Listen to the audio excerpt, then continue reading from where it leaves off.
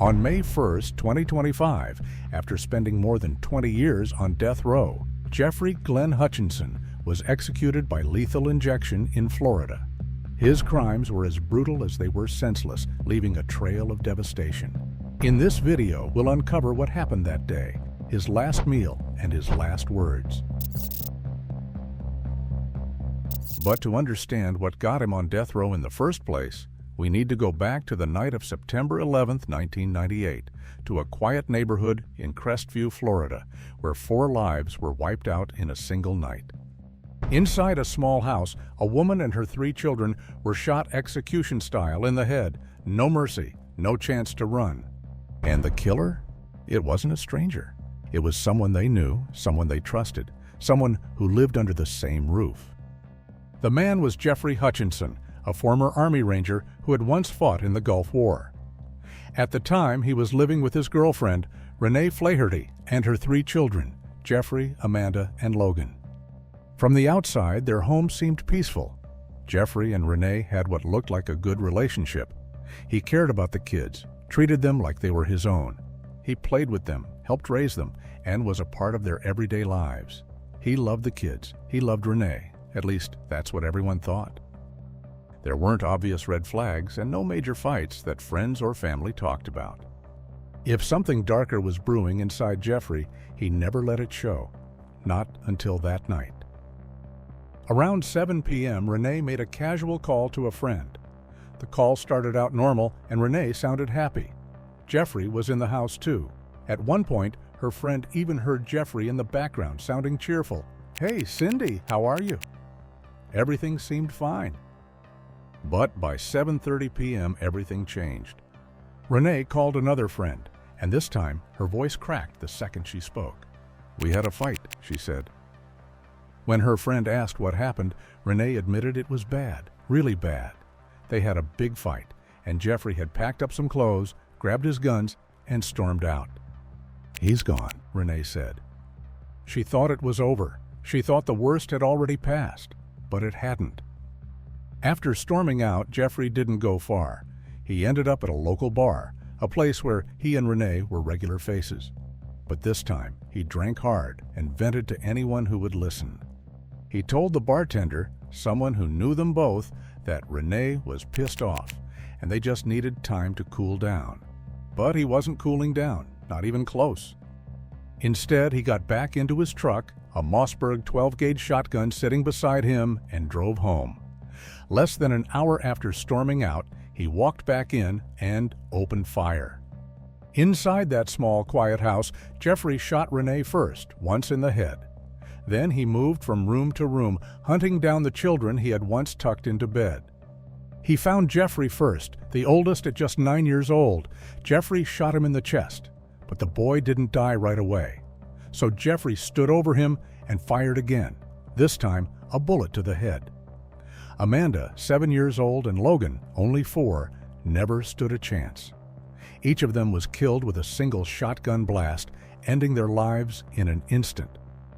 After it was over, Jeffrey picked up the phone, called 911, and calmly said, "I just shot my family." When officers arrived at the house, they found him sitting in the garage with a phone in his hand, still connected to the 911 operator. He didn't resist. He didn't run. He just stood up and let them take him in. Inside, the horror waited. Renee and her youngest 2, Amanda and Logan, were found together in the bedroom. Jeffrey's body lay in the living room, alone. At first, Jeffrey told a strange story. He claimed 2 men wearing ski masks had broken in, killed everyone, and ran off. But the evidence told a different story. Police found gunshot residue on Jeffrey's hands. They also found shotgun shells on the kitchen counter, and tissue from Jeffrey's body was found on his leg. There were no signs of forced entry, no evidence of anyone else stepping inside that night. Everything pointed to one person, Jeffrey Hutchinson. But who exactly was Jeffrey? He was born on November 6, 1962, and grew up in Florida in a big, noisy house full of brothers and sisters. Life at home wasn't perfect, but it wasn't the kind of place anyone would have called dangerous either. He was diagnosed with ADHD as a kid, but people who knew Jeffrey back then said he had a pretty normal childhood. After high school, he bounced between jobs. He worked as a mechanic for a while, then picked up shifts as a security guard. His bosses didn't complain. He showed up on time, did what was asked, and kept his head down. He was the kind of employee you didn't have to worry about. Then he joined the military. Jeffrey trained as a paratrooper and later earned a spot as an Army Ranger. He fought overseas during the Gulf War, including in Operation Desert Storm in 1991. But when he came back home, something had changed. His family saw it before he even said a word. He was angrier now, quieter. He couldn't sleep. And when sleep wouldn't come, the drinking did. The Army honorably discharged him, but civilian life didn't heal anything. His first marriage ended in divorce, and his second marriage didn't last long either. Whatever demons he brought back from the war, he never shook them off. And over time, it only got worse. Then he met Renee Flaherty, a 32-year-old single mother doing her best to build a good life for her kids. She worked hard and kept her life steady, and after some time together, they packed up and moved from Washington to Florida. For about a year and a half, everything seemed to be going great.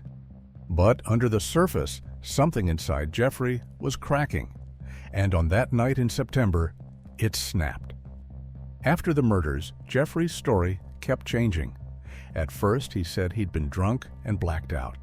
Later, he claimed it was a crime of passion, not something he had planned. The trial began in early 2001, and his defense team tried everything they had: Gulf War trauma, his alcohol abuse, mental illness. They brought in experts who said Jeffrey was bipolar, that his mind wasn't right, and that he wasn't fully in control when he pulled the trigger. But the jury didn't buy it. The judge later wrote that there had been no correlation between the murders of these victims and the defendant's diagnosis of Gulf War illness.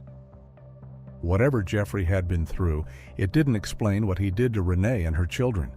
And after 9 days of testimony, they found him guilty of all 4 murders. At sentencing, the judge gave him life in prison for killing Renee. He said Jeffrey's military service and lack of a criminal record weighed in his favor, at least a little. But when it came to the children, the judge didn't hold back. Because of how young and helpless they were, the punishment had to match the horror. Jeffrey got 3 death sentences, 1 for each child he murdered. He was moved to Florida's death row, where he stayed year after year, appeal after appeal. Jeffrey argued that he hadn't gotten a fair trial, that the death penalty was wrong in his case, that his mental health hadn't been fully considered. But every court that reviewed his case said the same thing: he deserved to die for what he did. He spent 26 years on death row. Jeffrey's execution was scheduled for May 1st, 2025. For his final meal, he requested salmon, mahi-mahi, asparagus, baked potato, and iced tea. He had 3 visitors that day, including his sister and a spiritual advisor. That evening, he was led into the death chamber and strapped to the gurney. When asked if he had any final words, he said nothing. But as the process began, witnesses saw his lips move, soft, almost inaudible, as if he were talking to himself or whispering a prayer. The state chose lethal injection as the method to execute him. His legs shook sporadically, and he seemed to have body spasms for several minutes before falling still. The process took a little more than 15 minutes. He was declared dead at 8:15 p.m. Jeffrey Hutchinson was 62 years old.